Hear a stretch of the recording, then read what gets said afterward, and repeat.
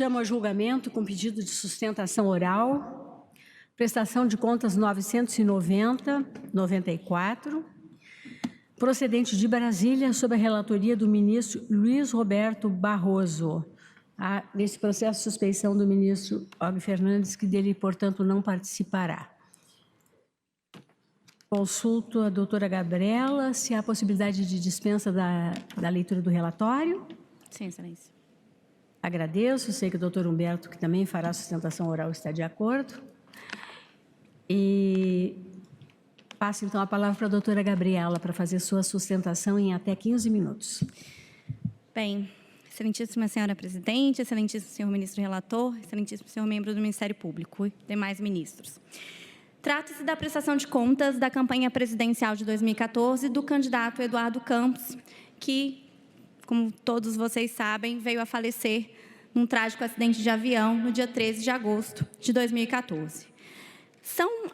A despeito de ter havido falecimento, todas as obrigações foram cumpridas posteriormente pelo seu administrador financeiro, que apresentou não só as prestações de contas parciais, mas a prestação de contas final, o senhor Renato Thibault.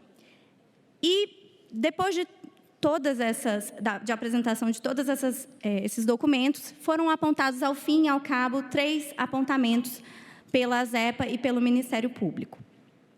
Bem, o primeiro deles é a omissão na prestação de contas parcial referente a receitas no valor de R$ 834.653, em que, na verdade, houve a omissão na prestação de contas parcial, mas essa omissão foi suprida na prestação de contas final, e é uma questão muito simples, já debatida por esse tribunal longamente na prestação de contas da candidata Dilma Rousseff, na prestação de contas, na prestação de contas 97613 da candidata Dilma Rousseff, prestação de contas 99349 do candidato Eduardo Jorge, e também já em contas partidárias, e aí eu cito aqui a prestação de contas 98742 do PRTB. Questão simples que o próprio tribunal já tem entendido para a eleição de 2014 como superável, como irregularidade.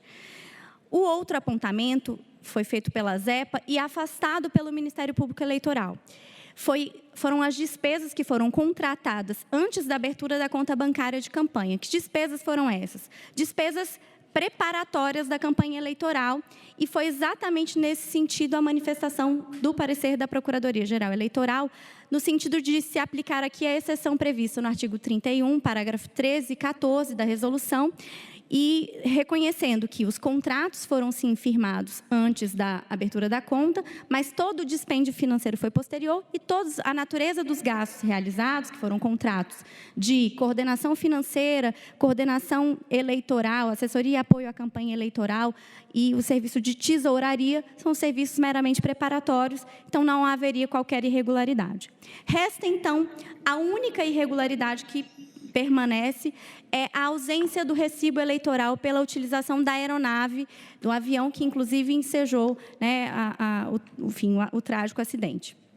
Bem, num primeiro momento, já quando apresentada a parcial, o próprio administrador financeiro vem aos autos e se apresenta voluntariamente como administrador financeiro e solicita, então, que o ministro Fux, então relator, informa, na verdade, que já tem informações sobre quem seriam os proprietários da aeronave, mas que não deteria a informação sobre a quantidade das horas voadas, razão pela qual o recibo eleitoral ainda não tinha sido elaborado na prestação de contas.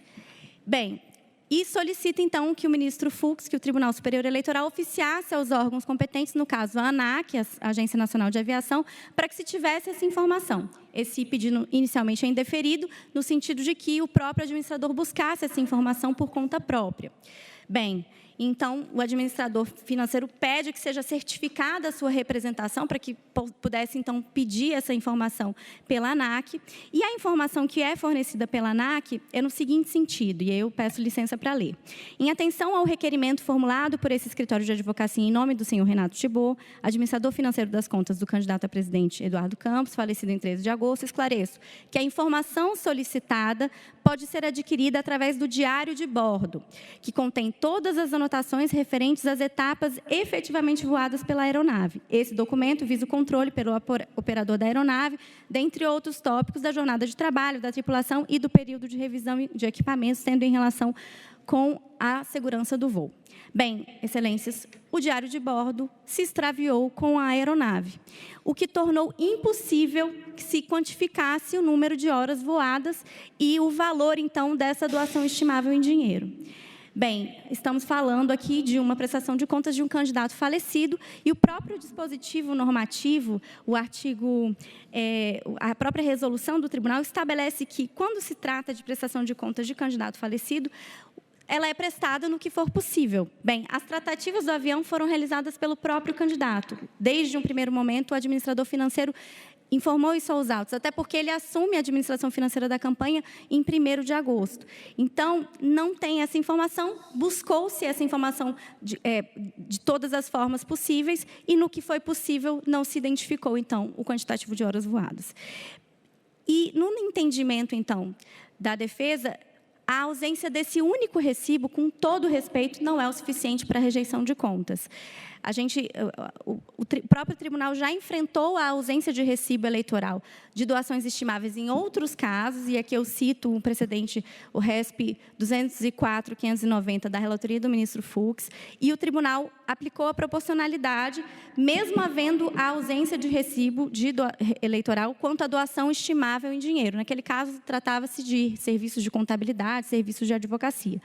Bem, não se questiona que o ideal, né, é que esse recibo tivesse sido feito concomitantemente ao uso do avião. Mas o uso do avião estava sendo feito de forma aberta, né? Em nenhum momento se escamoteou isso, de forma alguma. Na verdade, o que se teve foi uma tratativa firmada diretamente entre o candidato e os donos do avião, os quais, inclusive, fazem declaração nos autos nesse sentido, e, posteriormente, em virtude única e exclusivamente do falecimento, não se teve a possibilidade de obter a informação específica, e, obviamente, que o administrador financeiro primou pela verdade real. Em nenhum momento ele quis fazer, enfim, pensar ou imaginar qual seria o valor para preencher o recibo eleitoral.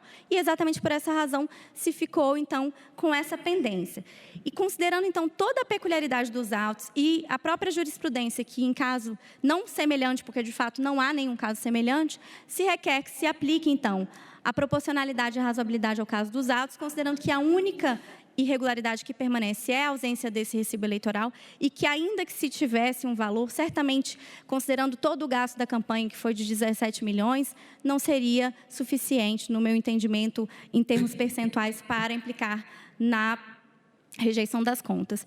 E, quanto à menção sobre a existência de uma investigação sobre a propriedade do avião, ou eventual irregularidade nesse sentido sobre a própria compra do avião, não há nos autos a informação sobre a conclusão dessa investigação e, como o próprio Ministério Público se posicionou no parecer, isso tem que ser apurado na esfera competente, não é o caso, né, do que se está tratando aqui, que é uma prestação de contas eleitoral. Enfim, por todas essas razões é que se espera, então, que seja aprovada as contas com ressalvas. Muito obrigada.